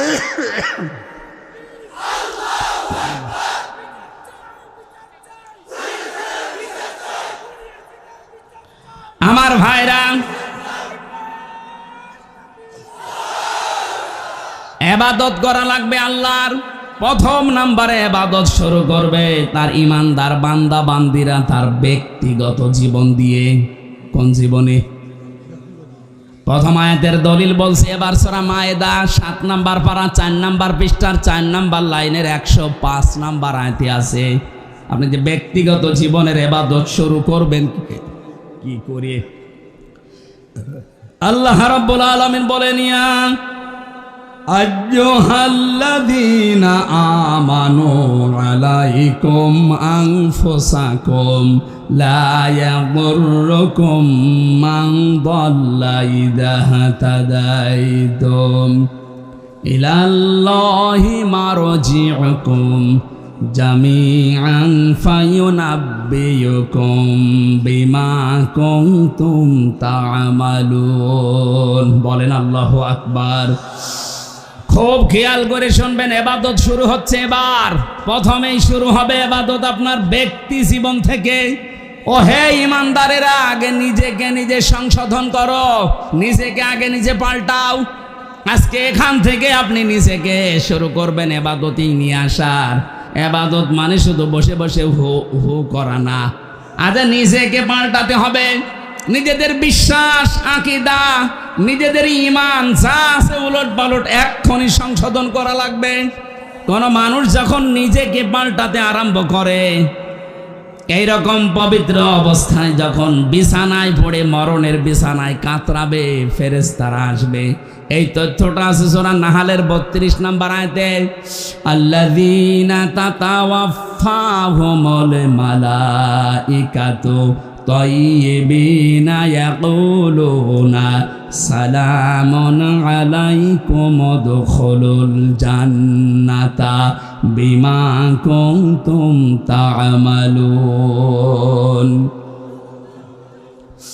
যখন আপনার বিশ্বাস, আপনার আকীদা, আপনার সব কিছু পোশাক পরিচ্ছদ, সমাজনীতি, অর্থনীতি, জীবনও পরিষ্কার পরিচ্ছন্ন, এমনকি পবিত্র অবস্থায় যখন আপনি আল্লাহর কাছে ধরা দেবেন, ফেরেশতারা এসে বলবে, আল্লাহর বান্দা শান্তি তোমার উপরে, ওই যে প্রবেশ করো জান্নাতে, যার কাজ তুমি দুনিয়ায় করেছিলে। আমাদের জীবনটা আমরা এমন ভাবে আল্লাহর দরবারে উপস্থাপন করতে চাই যে জীবনের দিকে তাকিয়ে আমার আল্লাহ নিজের ইচ্ছায় যেন মাফ করে দেয়। এই আয়াতের তাজবিন আর তাফসিরে আমি পড়েছি, যার জীবনটা আল্লাহর কাছে পছন্দ হবে, পবিত্র করার চেষ্টায় যে থাকবে, এই লোকটাকে কিয়ামতে আল্লাহ যখন হাজির করবেন, তখন সবার সামনে বিচার না করে নিজে একটা কুদরতি চাদর দিয়ে ঢেকে নেবেন বান্দাকে। মনে করেন আল্লাহর এই বান্দা, কি নাম আপনার? আব্দুর রশিদ সাহেবকে আল্লাহ ঢেকে নেবেন কুদরতি চাদর দিয়ে। সবার সামনে থেকে আলাদা করে নিজে আলাদা ঢেকে নিয়ে বলবে, রশিদ এই এই অপরাধগুলো দুনিয়ায় করেছিলি। চিন্তা করবে আমি এখন কিভাবে অস্বীকার করি, আমার তো চোখের পলক পর্যন্ত আল্লাহ জানে। কথা বলেন না কেন? ইয়ালামু খায়িনাতাল আ'য়ুনি ওয়া মা তুখফিস সুদূর। চোখের পলকে কি ইশারা করো কেউ জানে না, এ খবর জানে কে? তোমার মনের ভেতরে কি উকি ঝুঁকি মারে কেউ টের পায় না, এটা টের পায় আমি আল্লাহ আরশে বসে। চিন্তা করবে আমার মনের ভেতরে কি আছে সেটাও যখন আল্লাহ জানে, এখানে আর মিথ্যা কথা বলে আমার কোনো বাঁচার উপায় নেই। তাজবিন আর ব্যাখ্যায় ফি জিলালিল কোরআন মুফাসসির লিখেছেন, তখন আব্দুর রশিদ ডাক দিয়ে বলবে, মাবুদ আমার ভুল হয়ে গেছে, আমার ভুল হয়ে গেছে, এখন তুমি যা করবে করো। আল্লাহ যদি কারো উপরে অবিচার করে সে তো আর জান্নাত পাবে না। বিধায় আল্লাহর কোনো অবিচার বলতে কিছু বলেন বলেন, আল্লাহ ন্যায় বিচার করলে আমরা কেউ জান্নাত পাবো না। হ্যাঁ, একটা মাত্র বুদ্ধি আছে, আল্লাহ যদি আমাদেরকে নিজ গুণে মাফ করে দেন। ওই তাজবিনা যে মানুষগুলো যত বেশি চেষ্টা চালাবে, তার এই পোশাক, তার এই শরীর, তার কর্মজীবন, তার প্র্যাকটিক্যাল লাইফ, এমনকি তার বিশ্বাস, আকীদা, ঈমান, এগুলো যত পরিষ্কার পাবে আল্লাহ, তখন একেবারে আলাদা করে ঘিরে নেবে। একা একা আল্লাহ নিজের সামনে বলবে, বল এই কাজগুলো করেছিলি। স্বীকৃতিটা নেওয়ার পরে যখন দেখবে অসহায়, এই অসহায়ত্ব আল্লাহর কাছে প্রকাশ করার পরে আল্লাহ বলবেন, যা আজকে তোরে আমি মাফ করে দিলাম, কাউকে বলবি না। এইরকম একটা কিছু যেন আল্লাহ আমাদের সবাইকে দান করেন, বলেন আমিন। আজকে নিজেকে সংশোধন কতটুকু করেছেন? কি আছে আল্লাহর কাছে দেখানোর মতে আপনার, বলেন তো? কবি জানিয়েছে, আল্লাহ কাসিরুন ইনদাল্লাহ বাইনাকা আনতা ওয়া বাইনাল্লাহ, আল্লাকা সাদাকাতুন তাখফা লা ইয়ালামুহা ইল্লাল্লাহ। ও আল্লাহর বান্দা, তোমার কি এমন গোপন কিছু আছে যেটা তুমি ছাড়া কেউ জানে না?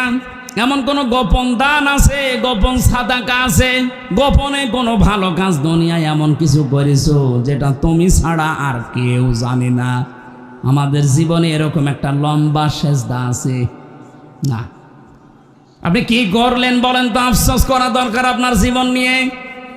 আমি জেলখানায় দেখেছি এক একজন মানুষকে সেজদায় পড়ে থাকতে 40 মিনিট, 45 মিনিট, 1 ঘন্টা পড়ে আছে সেজদায়। তারা নিজেদের এই অপরাধের জন্য জেলখানায় বসে বসে কষ্ট পাচ্ছে, এই কারণে না, পেছনের দিকে তাকিয়ে ভেবেছে, আল্লাহ আমি কি করেছি? এতটুকু অপরাধে যদি আমি 3 বছর, 5 বছর, 10 বছর কারাগারে থাকতে পারি, দুনিয়াতে আমার এই 60 বছর, 50 বছরে কত কিছু করেছি, আমি তোমার কাছে যাওয়ার জন্য কি নিয়ে যাচ্ছি? এই অনুশোচনা বোধ থেকে দেখতাম রাত 2টা, 2:30টায় উঠে 2 রাকাত নামাজে 1.5-2 ঘন্টা কাটিয়ে দিত। ওই সময় একটা আলাদা মজা পাওয়া যেত, বাইরে এসে ওইটা এখন আর আমরা পাচ্ছি না। আমাদের নিজেদের জীবনকে এখনই সংশোধন করার সময় এসেছে। যে যেখানে আছি প্রত্যেকেই নিজের সম্পর্কে ভাবেন। আল্লাহ নিজে আপনাদেরকে আহ্বান জানাচ্ছে, আলাইকুম আনফুসাকুম, নিজেকে আগে সংশোধন করো, নিজের জীবন সম্পর্কে আগে একটা পরীক্ষা নাও। ও ইমানদারেরা, অমাল হায়াতুদ দুনিয়া ইল্লা মাতাউল গুরুর, পৃথিবীর জমিন ধোঁকা, আপনার সম্পদ আদি ধোঁকা, সন্তান আদি ধোঁকা, স্ত্রী ধোঁকা, মা বাবা ধোঁকা, ক্ষমতা এটাও ধোঁকা। আল্লাহ কেন এগুলো বারবার আমাদেরকে জানিয়েছেন? এখানে যত ধনী মানুষ আছেন না, 200 বছর পরে যদি আপনি এই ডিমলাতে ফিরে আসেন, 200 বছর মাত্র, কত? মাত্র 200 বছর পরে আপনি এই ডিমলায় যদি আবার ফিরে আসেন, আপনার যত আপন আত্মীয় স্বজন হোক, 200 বছর পরে আপনাকে আর পরিচয় দেবে না। এমনকি যে বাড়ি আপনি বানিয়েছিলেন, ওই বাড়িতেও আপনাকে উঠতে দেবে না। আমি কি বানিয়ে বলছি? এটাই বাস্তব। অথচ এই বাড়ি বানাতে গিয়ে আপনি হালাল হারাম দেখেননি। বাবা শাহজালাল সব হালাল, এইভাবে গড়ে বাড়ি বানিয়েছেন। অনেকে শুনলাম এই নীলফামারী জেলাতে এখন থাই ক্যাসিনো আরম্ভ করেছে, নাকি এই ডিমলায় শুরু হয়নি? কি করবেন আপনার এই সম্পদ দিয়ে? থাই ক্যাসিনোর মাধ্যমে কোটি কোটি টাকা দিয়ে বাড়ি বানালেন, বানান। 50 বছর পরে তো আপনি মরে যাবেন। আর 100 বছর পরে যদি আপনি এই বাড়িতে এসে বলেন যে বাড়ি আমি বানিয়েছিলাম, আপনার নাতির নাতি যে থাকবে বলবে, কিসের কথা বলেন আপনি, দূর হয়ে যান। থাকতে যদি চান ওই মসজিদে গিয়ে থাকেন। এই কথা বলছেন এখন? পৃথিবীর জমিন এই, আর এইটার জন্য আমার নিজের জীবনের কোনো সংশোধন নেই। ওই জন্য আমাদের প্রত্যেকের উচিত চোখ বন্ধ হওয়ার পরে কি হবে এটা একটু চিন্তা ভাবনা করে নিজের জীবন সংশোধন করা। আল্লাহ আমাদের ইবাদতটা যেন ইনভলভ হওয়ার, অ্যাক্টিভ হওয়ার তৌফিক দেন, বলেন আমিন। 2 নম্বর, ইবাদত মানুষের শুরু হয় তার পারিবারিক জীবনে। আপনার স্ত্রী, আপনার সন্তান, মা বাবা, ভাই বোন, এগুলো আপনার আন্ডারে আছে। নিজে তো জাহান্নাম থেকে বাঁচবেন, এদেরকেও বাঁচানোর চেষ্টা করবেন। প্রশ্ন ওখানে একটা, ইয়া আইয়ুহাল্লাযীনা আমানু ও আনফুসাকুম ওয়া আহলিকুম নারা।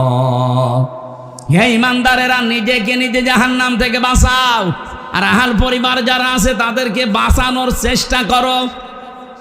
আপনি নিজেকে বাঁচাবেন, এইটা ফরজ।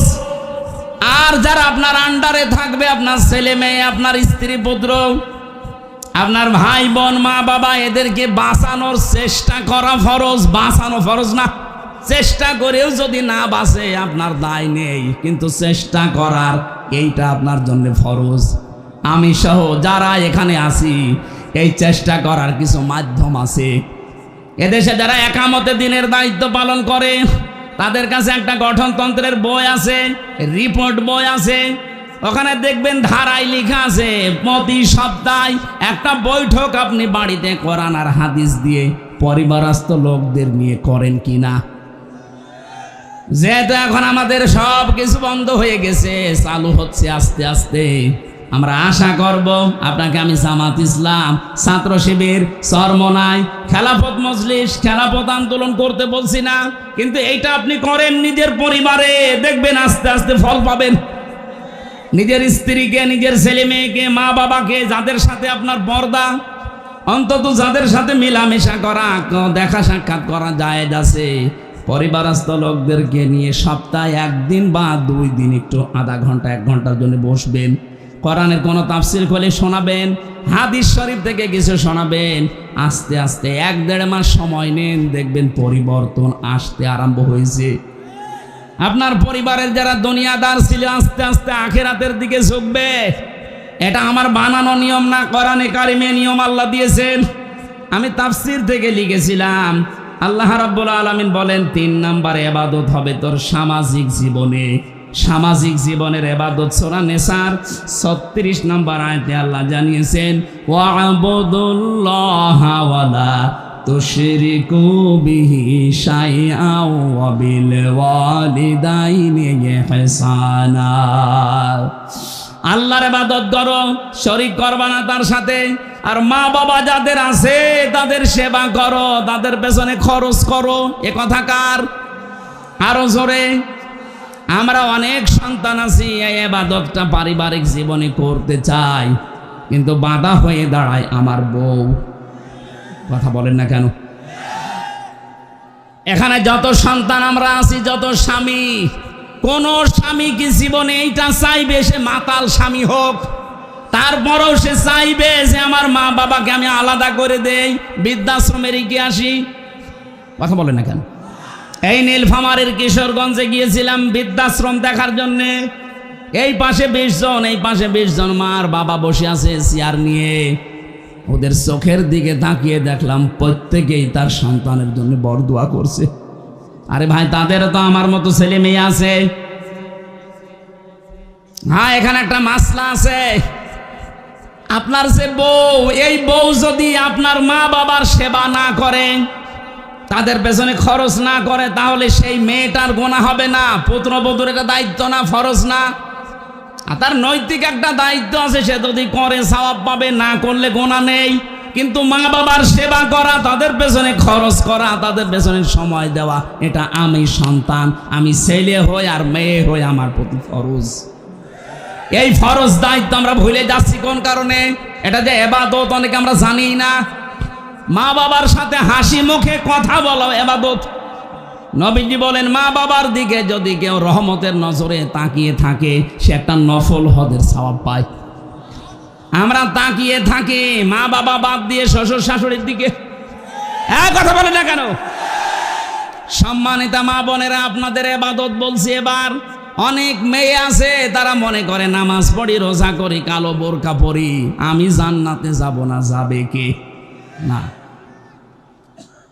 কোন স্বামী, যেমন আমি সবার পক্ষ নিয়ে বলছি, এখানে যত স্বামী আছে শুধু এই কয়জন না, এটা রেকর্ড হচ্ছে। 18.5 কোটি মানুষ বাংলাদেশে এখন। যত স্বামী, প্রত্যেকটা স্বামীর পক্ষ থেকে আমি হামজা বলছি, প্রতিটি স্বামী চায় বিয়ের পরে আমি খেয়ে থাকি না খেয়ে থাকি, আমার মা বাবা আমার সাথে থাকবে। এটা চাই কারা কারা? দেখি হাত তোলেন তো। এই ক্যামেরা ওইদিকে মারো, মারো ক্যামেরা মারো, দেখো কার স্বামী হাত তুলিস। এই কথা বসা লাগবে। বসেন বসেন, এবার বসেন। সম্মানিত মা বোনেরা, শুধু ওয়াজ শুনতে আসা না, এটাই আপনার জীবনের প্রথম ওয়াজ, আসল ওয়াজ, এইটাই শেষ ওয়াজ। আপনি নিজের মা বাবাকে যেইভাবে মনে করেন, যেভাবে উদারতা দেখান, শ্বশুর শাশুড়িকে আপনি সহ্য করতে পারেন না, তাদের কিছু হলেই স্বামীর কানে কানে তুলে দেন। আপনি মানুষ, জীবনে জান্নাতের ঘ্রাণ পাবেন না। আর আমি স্বামী হিসাবে বলছি, কোন স্বামীর মন তার স্ত্রী 100% পাবে না যতদিন পর্যন্ত এই স্ত্রী তার স্বামীর মা বাবার সাথে ভালো ব্যবহার না করবে। কিন্তু এখন এমন জামানা, সহ্যই করতে পারে না। নিজের মা বাবার হাজারো ভুল হয়, কিচ্ছু বলে না, আর স্বামীর মা বাবার পান থেকে চুন খসলেই স্বামীর কানে কানে তুলে দেয়। এই কথা বলছেন না কেন? এরকম পুত্রবধূ দেশে নেই। এটা ছোট মনের বউ, এই ন্যারো মাইন্ডের বউ আমরা চাই না। কার কার বউর এরকম মন ছোট, হাত তোলেন তো। এই না না, আপনি হাত তুলছেন কোন আশায়? বাড়ি গেলে আজকে আপনাকে থাকতে দেবে? বলে যে তোর ওয়াজ শোনাচ্ছি, দাঁড়া, তোর খাটের নিচে থাকাবে না। মা বোনেরা, আমি আপনাদেরকে অনেক ভালোবাসি। আমি চাই না আপনি এই ছোটখাটো বিষয়ের জন্য জাহান্নামী হয়ে যান। আজ বাংলাদেশে আমার মনে হয় 100 জনের 95টা পুরুষ মানুষ মানসিক রোগী হয়ে যাচ্ছে এই ছোট বিষয়ের কারণে। আপনি ছাড়ই দিতে চান না, অথচ নামাজ পড়ে, রোজা রাখে, কালো বোরকা পরে। আপনি কি কিসের জন্য নামাজ পড়েন? আপনি আপনারা নামাজ নিয়ে কি আল্লাহ ধুয়ে খাবে? কিসের রোজা রাখেন, কিসের কালো বোরকা পরেন? পারিবারিক জীবনে শ্বশুর শাশুড়িকে নিজের মা বাবার মতো দেখা, এটা ইবাদত। অবিল ওয়ালিদাইনি ইহসানা, মা বাবার সাথে ভালো ব্যবহার করো, তাদের পেছনে খরচ করো সাধ্য মতো।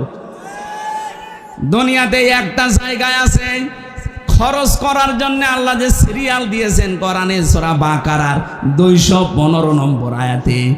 এটা 2 নম্বর পারা, 12 নম্বর পৃষ্ঠা, 14 নম্বর লাইনে আছে, ইয়াসআলুনাকা মাযা ইউনফিকুন। আশা করে যে টাকা পয়সা আমি উপায় করা শিখেছি, এখন আমি ইনকাম করি, কোথায় খরচ করব? প্রথমে আপনি বলেন, কুল মান ফাকতুম মিন খায়রিন ফালিল ওয়ালিদাইনি ওয়াল আকরাবিন ইলা আখির আয়াত। হে নবী, আপনার উম্মতদেরকে আপনি বলেন, তোমরা ভালো ভালো কাজে সম্পদ ব্যয় করবা, খরচ করবা। আর দুনিয়ায় যত ভালো কাজ আছে, সব চাইতে আল্লাহর কাছে ভালো কাজ মা বাবার জন্য। প্রথমেই আল্লাহ নাম দিয়েছেন মা আর বাবার। কথা বলেন না কেন? 2 নম্বরে নিকট আত্মীয় স্বজনের, 3 নম্বরে এতিম, 4 নম্বরে মিসকিন, 5 নম্বরে ইবনে সাবিল।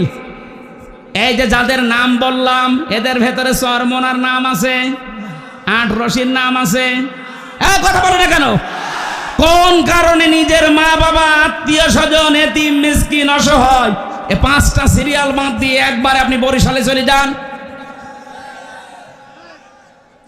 আমি কথা বোঝাতে পেরেছি, এই জন্য আপনি চিল্লাচ্ছেন। এরপরেও যদি কেউ না বোঝার ভান করে থাকেন, আমার মনে হয় আপনার বিবেক মরে গেছে। সিরিয়াল কি আমি বানালাম? আমি আয়াত নাম্বার, পারা নাম্বার, পৃষ্ঠা নাম্বার, লাইন নাম্বার বলেছি, ইবনে কাসিরে আছে। এরপরও যদি কারো বিশ্বাস না হয়, হুজুর, প্রিন্সিপাল হুজুর জিজ্ঞাসা করে, সিরিয়াল কি আমি বানালাম? স্যার, আল্লাহ বানিয়েছে। আপনি আল্লাহ সিরিয়াল বাদ দিয়ে মা বাবা বাদ, নিকট আত্মীয় স্বজন বাদ, এতিম বাদ, মিসকিন বাদ, ইবনে সাবিল বাদ, একবারে চলে যাচ্ছে উনি 8 রশি। আরে ভাই, 8 রশির নাম তো 6 নম্বরও নেই। কথা বলেন না কেন? কোথায় পেয়েছেন 1 নম্বরে তাকে? জীবনে কোনোদিন এই যে শীত চলে আসছে, একটা কম্বল মাকে কিনে দেয় না, একটা চাদর কিনে দেয় না, আর গরুর গলায় দড়ি নিয়ে যাচ্ছে 8 রশি। ওইটা তো এক গরু, আর গলায় দড়ি নিয়ে যাচ্ছে যেটা, এটা ডবল গরু। এই পাগলামি সামনে থেকে আর করবেন? এটা একটা ইবাদত। ইয়ার কি মারা খেলাচোরা করার জিনিস, এটা ইবাদত। এটা আজকে থেকে সাধ্যমতো মা বাবার পেছনে খরচ করবেন, কারণ 3টা জায়গায় খরচ করলে আল্লাহ ওই টাকার হিসাব নেয় না। 1 নম্বরে যারা জিহাদের ময়দানে খরচ করে, 2 নম্বরে যারা কোরআন প্রচারে খরচ করে, 3 নম্বরে যে মানুষগুলো এই পৃথিবীতে পরিবারস্থ লোক, মা বাবা, স্ত্রী, সন্তান এদের জন্য খরচ করে, এই টাকার হিসাব আল্লাহ নেবেন না। তাই বলে বর জন্য, ছেলে মেয়ের জন্য বিশাল এলইডি টিভি কিনে আপনি একেবারে ওয়াইফাই লাইন লাগিয়ে শুধু উঙ্গল উলঙ্গ নাচ দেখাবেন নাকি? শরীয়তের ভেতরে থাকতে হবে। 4 নম্বরে ইবাদত পেয়েছি আমি অর্থনৈতিক জীবনে। সূরা বাকারার 188 নম্বর আয়াতে আল্লাহ দলিল দিয়েছেন, এই যে সুদ, যেটা এলাকায় বহু মানুষ আমি জানি টাকা ছেড়ে রাখে, টাকা আসে 1000 টাকা দিয়ে দেয়, মাসে মাসে 1100 টাকা করে পায়, 100 টাকা লাভ না, এলাকা আরো বেশি 200 টাকা করে পান। এটা মায়ের সাথে জেনা করার গুনাহ আপনার আমলনামায় উঠতেছে। এই গুনাহ ছেড়ে দেওয়া লাগবে। কারা কারা এই টাকা ছেড়ে রাখেন, টাকা আসে, এটা আর নেবেন না? হাত তোলেন তো। ওরে আল্লাহ, এলাকায় এত মানুষ, নাউজুবিল্লাহ। আমি তো মনে করছিলাম নেই।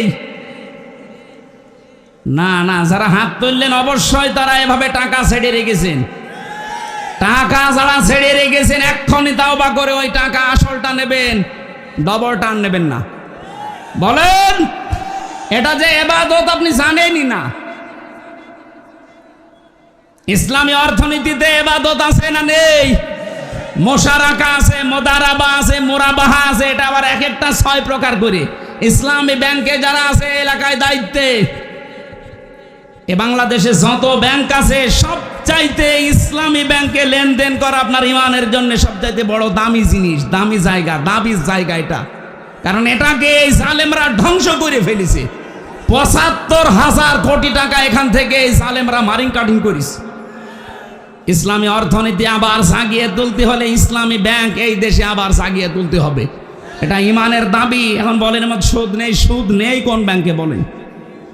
বাংলাদেশে 100% সুদ মুক্ত করতে হলে এই দেশে যাকাত ভিত্তিক অর্থনীতি কায়েম করা লাগবে। আর এইটা আমির হামজার ওয়াজে হবে, রাষ্ট্রীয়ভাবে আইন পাশ করা লাগবে। যতদিন পর্যন্ত যাকাত ভিত্তিক অর্থনীতি দেশে কায়েম না হয় ততদিন পর্যন্ত অন্তত আপনি এই কাজ করেন। বিশ্ব নবী নিজে যতদিন মক্কায় ছিলেন ততদিন কাবা শরীফের দিকে নামাজ পড়েন নাই। এ কথা বললেন না? নামাজ পড়েছেন 13 বছর, না পড়েননি? কিভাবে পড়লেন? ওখানে তো 313টা মূর্তি ছিল। যতদিন ইসলাম কায়েম না হয় ততদিন উনি মূর্তির সামনে নিয়ে নামাজ পড়েছিলেন। বলেন, একটা মূর্তিকেও সরাতে পেরেছিলেন? হ্যাঁ, যখন মদিনায় গিয়ে রাষ্ট্র ক্ষমতা পেলেন তখন নিজে এসে রাষ্ট্রীয় ক্ষমতার দায়িত্ব নেওয়ার পরে এবার মূর্তিগুলো ভাঙলেন। আলীকে বললেন সাফ করো, পোড়া পরিষ্কার করে। উনি নামাজ পড়েছেন না পড়েন নাই? তাহলে যতদিন পর্যন্ত রাষ্ট্রে ইসলাম না আসবে, যাকাত ভিত্তিক অর্থনীতি কায়েম যতদিন দেশে না হবে ততদিন আপনি ইসলামী ব্যাংকে কারবার করেন, কোনো গুনাহ হবে না। যখন দেশে ইসলাম কায়েম হয়ে যাবে তখন দেখবেন পুরাটা সুদ ভিত্তিক অর্থনীতি, ব্যাংকিং ব্যবস্থা চালু হবে ইনশাআল্লাহ। সৌদি আরব যদি চলতে পারে, কাতারে যদি চলতে পারে, এদেশে চলবে না মানে? রাষ্ট্রীয়ভাবে ইসলামটা এনে দিন। আফগানিস্তানে চলছে না ব্যাংক, সুদ আছে। আপনারাও তখন 1000 টাকা ছেড়ে রাখবেন, 100 টাকা বেশি পাবেন না, এই সিস্টেম থাকবে না। আজ অনেকে ভয় দেখাচ্ছে ইসলাম যদি কায়েম হয় তুমি কিন্তু ডাইল খেতে পারবা না, তোমার হাত কাটা যাবে। তার মানে আপনার চুরি করার অভ্যাস আছে, এই জন্য আপনার এত ভয়। এক কথা বলেন না কেন? ইসলামী আইন যদি এটা কায়েম হয় বাংলাদেশে, এদেশে যে 350 এমপি ছিল প্রত্যেকের হাত কাটা যেত, কারণ প্রত্যেকটা কম বেশি চোর। আপনি একটাকে বলেন যে এটা ভালো ছিল, ওটা ডবল চোর। দরবেশরে ভালো মনে করতাম, ওর মতো চোর বাংলাদেশে কেউ আছে? 7টা ব্যাংক থেকে টাকা মারিং কাটি করেছে। ওর হাত 2টা না, ওর আরো হাত পা আছে, 2 হাত 2 পা, আরো হাত আছে, আরো পা আছে, ওইগুলো কাটা পড়ে যেত। আমরা অর্থনৈতিক জীবনের ইবাদত বুঝতে পারছি না। অনেকে যে জমি জায়গা নিয়েও সুদ খান। আমি আব্দুর রশিদ সাহেবকে 1 বিঘা জমি দিলাম, ওনার কাছ থেকে 1 লাখ টাকা নিলাম। চাষ করে খাবো, যতদিন টাকা ফেরত দেওয়া লাগবে না ততদিন, যখন ফিরিয়ে দেব তখন টাকা ফেরত নেবে, এটা নেই? এটার নাম কি? এই বন্ধকে যারা আছেন তারা সুদ খাচ্ছেন, হবে না। দুইটা পদ্ধতি আছে, যদি মিটাতে পারেন তাহলে আপনার এটা জায়েজ হবে। এক নম্বরে, যতদিন আপনি চাষ করে খাবেন ততদিন সরকারের খাজনা যেটা বছরে বছর ওইটা আপনি দেবেন, যে চাষ করে খাচ্ছে। আর যখন উনি আমার কাছ থেকে টাকা ফেরত নেবে তখন কমপক্ষে 8-10 হাজার টাকা কম নেওয়া লাগবে। আমার মনে হয় এটা লস হয়ে যায় বলে অনেকে করবে না। বাবা শাহজালাল জাতে মাতাল হলো, এরা তাহলে ঠিক আছে।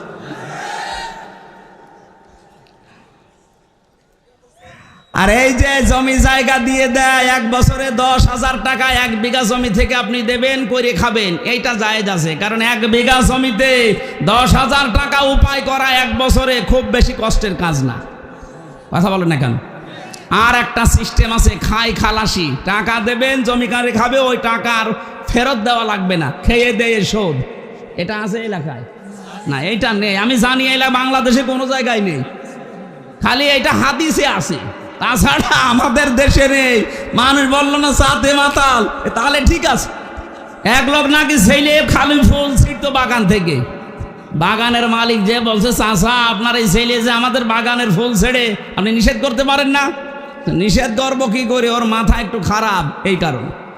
ছেলে বলছে বাবাজি আমার পাশেই তো আপনার বাগান, ওর মাথা যদি খারাপ হবে, ও বাগানের ফুল ছেড়ে আমার আপনারটা, ওর মাথা খারাপ তো অত খারাপ না।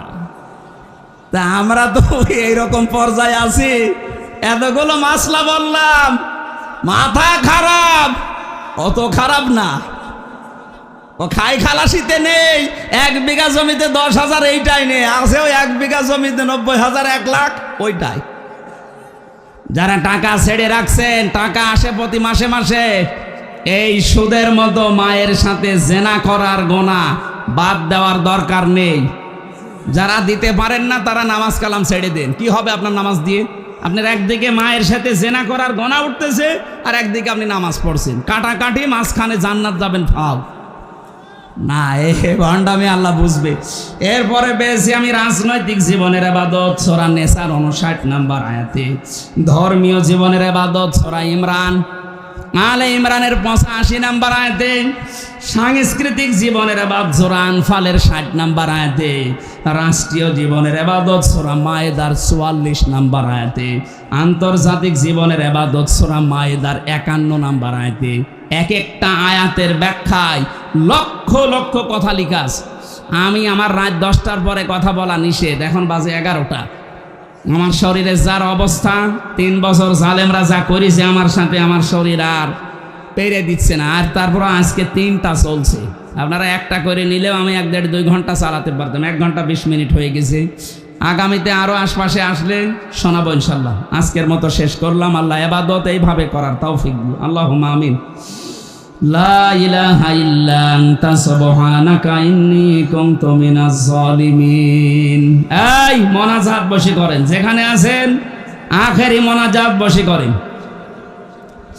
রব্বির হামহুমা মিন নীলফামারী ডিমলা এ বিশাল তাফসীর মাহফিলের দ্বিতীয় রজনীতে আল্লাহ তাআলা রাত 11টা বাজে এখন লক্ষ লক্ষ বান্দা বান্দি আমরা হাত তুলেছি। যতটুকুই বলেছি এইভাবে ইবাদত করার তৌফিক আমাদের দান করো আল্লাহ। যারা যেভাবে শুনেছে, কষ্ট করে অনেকে শুনছে, আল্লাহ তুমি তাদেরকে আমল করার তৌফিক দাও। বিশাল মাহফিল করতে গিয়ে যারা শ্রম দিল, কষ্ট স্বীকার করলো, অর্থ সম্পদ দিল, হযরতে আবু বকরের টাকার সাথে কবুল করে নাও। আমাদের মাহফিলের সভাপতি অধ্যক্ষ আব্দুর রশিদ, আল্লাহ মঞ্জুর করো। যত অতিথি এখানে এসেছে আল্লাহ তাআলা, আমাদের দায়িত্বশীল ভাইরা যারা এসেছে, বিভিন্ন রাজনৈতিক দলের নেতা কর্মী যারা এসেছে, কোরআনে কারিমে বর্ণিত ইবাদত এইভাবে করার তৌফিক দিও। মা বোনদেরকে তুমি ফাতেমার মতো, আয়েশার মতো বানিয়ে দাও। রব্বানা হাব লানা মিন আজওয়াজিনা ওয়া যুররিয়াতিনা কুররাতা আ'য়ুনি ওয়াজআলনা লিল মুত্তাকিনা ইমামা। রব্বুল আলামিন বিশাল আয়োজনের মাধ্যমে যে সওয়াবগুলো দিয়েছো নবীজির রওজায় পৌঁছিয়ে দাও। এলাকায় মাটির নিচে যারা ঈমান নিয়ে ঘুমিয়ে আছে এদেরকে মাফ করে দাও। জীবনে যত অপরাধ করেছি যদি আমাদের শরীরে লেখা থাকতো মানুষ আমাদেরকে কুকুরের মতো ঘৃণা করত। যেভাবে গোপন রেখে দিয়েছো কিয়ামতে গোপন অবস্থায় চাদর দিয়ে ঢেকে আমাদেরকে মাফ করে দিও আল্লাহ।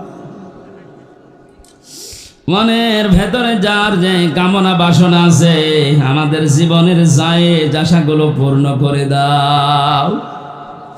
মাথা নিচু করেন, চক্ষু বন্ধ করেন। জীবনের যত আশা আছে 1 মিনিটের ভেতরে মেন কথাগুলো বলেন।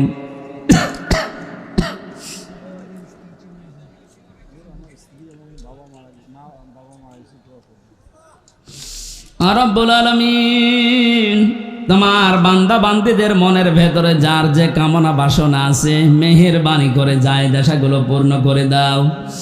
সভাপতি, প্রধান অতিথি যারা দোয়া চেয়েছে, অনেকের স্ত্রী, অনেকের মা বাবা হারিয়েছে, মাওলানা মিজানুর রহমান আল্লাহ তার স্ত্রী সন্তানকে কবুল করে নাও। নওশাদ ভাই তার মায়ের জন্য দোয়া চেয়েছে, বাবার জন্য, আল্লাহ তাদেরকে ক্ষমা করে দাও। মাওলানা হোসাইন তার বাবাকে হারিয়েছে, কবরটা জান্নাতুল ফেরদাউস বানাও। রব্বুল আলামিন আমার পরিবারকে তুমি মঞ্জুর করো। হাফেজ আবু বকর সিদ্দিক, তানভীর ভাই সহ যত মানুষ আমরা দূর দূরান্ত থেকে এসেছি একেবারে খালি হাতে ফেরত দিও না আল্লাহ, কিছু না কিছু আমাদের হাতে তুমি দাও। তাফসীর মাহফিলের জনক বলা হয় যাকে, কোরআনের পাখি শহীদ আল্লামা দেলাওয়ার হোসাইন সাইদি রহমতুল্লাহ আলাইকে কবরে তুমি জান্নাতুল ফেরদাউস দিয়ে দাও। আগামীর বাংলাদেশ কোরআনের হাতে তুলে দাও। চর্ম চোখে যেন দেখতে পারি তোমার কালাম দিয়ে বাংলাদেশের 56,000 বর্গ মাইল চলছে। যত ষড়যন্ত্র আছে বাইরের জগতের সব দেশের ষড়যন্ত্র থেকে আমাদেরকে বাঁচাও। আগামীতে অনুষ্ঠানটা কোরআনের জন্য আরো বড় করে কবুল করে নাও। কখন কার মরণ চলে আসে জানি না, মরতে আমাদের দুঃখ নেই, কিন্তু আমরা ঈমান নিয়ে মারা যেতে চাই। ফেরেশতা আজরাইল আসলেই যেন পড়তে পারি লা ইলাহা ইল্লাল্লাহু মুহাম্মাদুর রাসূলুল্লাহ।